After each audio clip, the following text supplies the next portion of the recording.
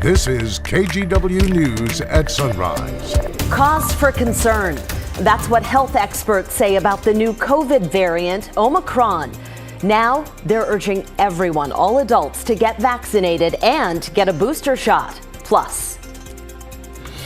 So it's an unusual cascade of ecological events that have come together all at once. Warming waters causing a serious drop in certain sea life along the Oregon coast. What researchers are planning now to better understand the problem. And with Black Friday and Cyber Monday behind us, we're shifting from buying to giving. Today is Giving Tuesday, a worldwide celebration focused on generosity. So later this hour, we'll share some tips on how to make sure your donations go to people who could really use the help. Awesome story. Good morning, everybody. Happy Tuesday morning. Gang's almost all back. Rod is off today, but Chris is in with a look at our weather forecast. And I generously gift to you another very mild day, right? We've set 3 straight records that PDX set are tied. We probably won't do that today, but, upper 50s is still certainly very, very warm, and that's what we got coming our way.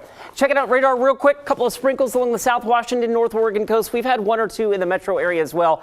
Whatever we see will not amount to very much. In fact, you've got to go probably north of the Columbia River before we see any measurable rain today. So for the most part, it's cloudy. That's what we're waking up to right now.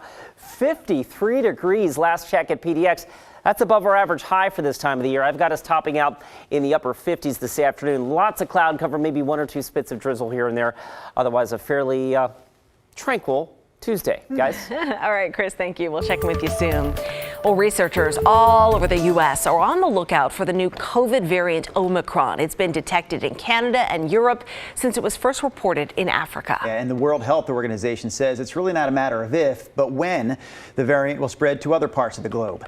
KGW's Pat Dorr shows us how OHSU here in Portland is ready to detect it here. The new variant is not yet known to be in the United States, but 2 cases in Canada were reported late Sunday. It's unusual and different from the others because it has at least 30 mutations, including many on that spike protein that it uses to enter our cells.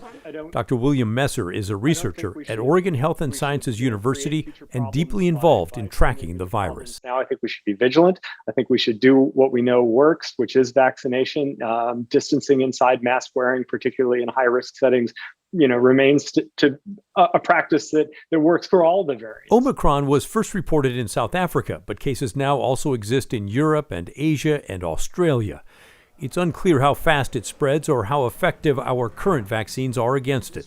But everyone, from President Biden to Dr. Messer, say those vaccines are still your best bet for protection. Vaccination remains far and away the most likely to be helpful way to protect yourself against this variant. The tale of how this variant got its name is interesting. Last May, the World Health Organization decided to start naming variants after letters in the Greek alphabet to take away the stigma from countries where they were first discovered, the UK variant, for example. This current variant is the 13th of interest or concern that gets a letter. So going down the list, the 13th letter is pronounced new, but the WHO skipped that because it sounds too much like, new, as in the first time we've seen it, which they kind of thought was confusing. And the next letter, Xi, is a common last name for a lot of people around the world. So on to the 15th letter, said WHO, which is how we got Omicron. Back to our area. OHSU is gearing up its lab to catch any samples that might pass through. Yes, we are. I was actually just got off our call 5 minutes before talking to you where we were discussing strategies for this. So there are a couple of Dr. Messer said it will be relatively easy to spot because when run through a standard PCR test, Omicron causes an unusual reaction, the same way the UK variant did. Sorry, England. The lab can test about 1,000 samples a week, so if or when Omicron arrives, we should know it relatively quickly. And with some of these past incidents, I remember thinking, wow, that sounds a little bit scary. I hope it doesn't end up here. And then, it always ends up here. Is it just a matter of time, you think, before this variant ends up in Oregon?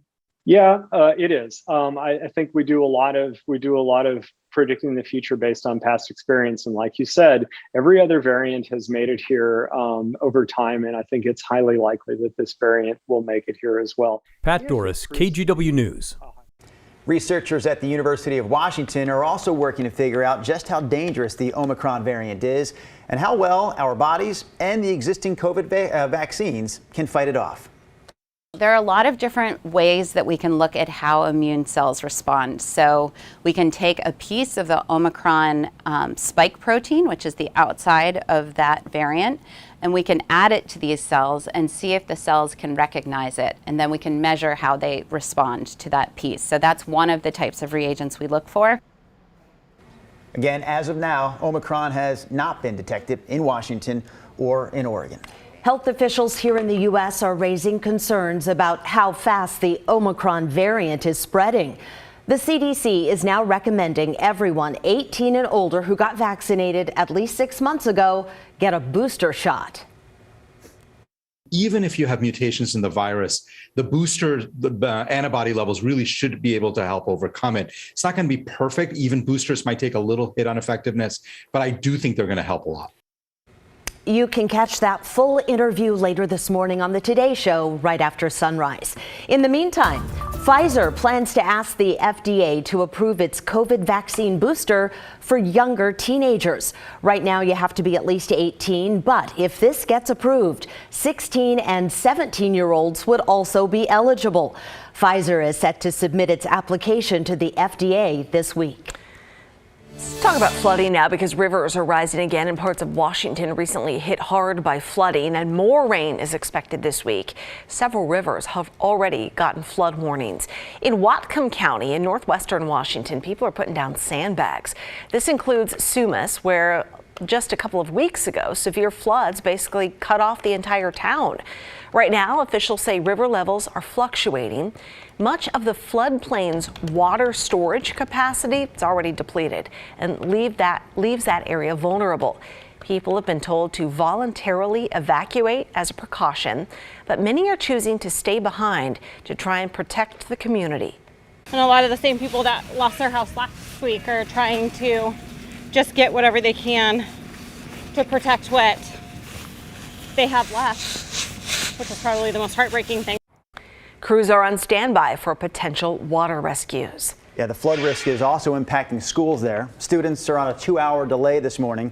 Sumas Elementary so badly damaged by previous flooding that students from that school aren't going to return. About 300 kids will go to 3 other schools in the area while work is completed on a new school that is already under construction. The thing that I don't really want to say out loud is we haven't even reached school closure season yet. You know, we usually anticipate weather closure season to be after the new year through January, February. Yeah, the new Sumas Elementary School has not been damaged by floodwaters, thankfully. Officials there hope to have some of the kids in that school by the end of the school year. All right, Chris, lots of talk there about rain and flooding. So how much rain did we actually see in our area over the last few days? We've had a little bit of rain, about a half an inch or so from Saturday through yesterday, right? But in total from the month of September, beginning with the September 1st, we've had a fair amount of rain here in Portland. In fact, just for the month of November, 6.41 inches. So way above average in that department. This is 3 straight months of above average rainfall here in Portland, which is how we help ease the drought situation. That is certainly the good aspect of all the rain that we've had. And it shouldn't come as a surprise that we're getting a lot of the rain here in the fall. Looking back at our water year, we measure the water from October 1st through September 30th. We get the lion's share of the rainfall for the year between October and January. More than 50% of the rainfall for the year usually falls in about those 4 months. All right, today there is some rain maybe in the forecast, and by that I mean like a few spits of drizzle here and there. This is a look at Futurecast. You see a few green blobs on the map. None of this will be terribly heavy. In fact, if you're south of Portland, you probably won't have any rain at all. In fact, the farther south you go, like down towards Salem, you may even see a few sunbreaks today, so your temperatures could wind up being a little warmer. But in any event, late this afternoon, better bet for some rain, North Oregon coast, and let's say northern Clark County up towards Cowlitz County, up around Mount St. Helens. But otherwise, I think most of us are just generally dry, or I should say generally cloudy, with maybe a spit or two of rain here and there. It's quite mild. It's 53 last check at PDX. Remember, the average high this time of the year is 50. The record high for today, by the way, is 61. I don't think we get there, but I've got us at 57 this afternoon, which is mild enough for sure. We just set or tied 3 straight record highs Saturday, Sunday, and yesterday's 58 tied the record high. So 57 today, 58 tomorrow, and then we start a slow cooling trend into the weekend. The next chance of any measurable rain is probably Saturday, but the most significant system on our forecast here is probably Monday. That one could be a more steady, heavier rain, obviously several days away on that, guys. Yeah, it's been crazy mild. Chris, thank you. An unusual phenomenon off the Oregon coast is now getting more attention. Populations of sea urchins have shifted dramatically. More on the mission to understand why. That's coming up. Plus, a spike in pandemic pet surrenders. Our Verified team looks at the numbers to get a better handle on the scope of the problem.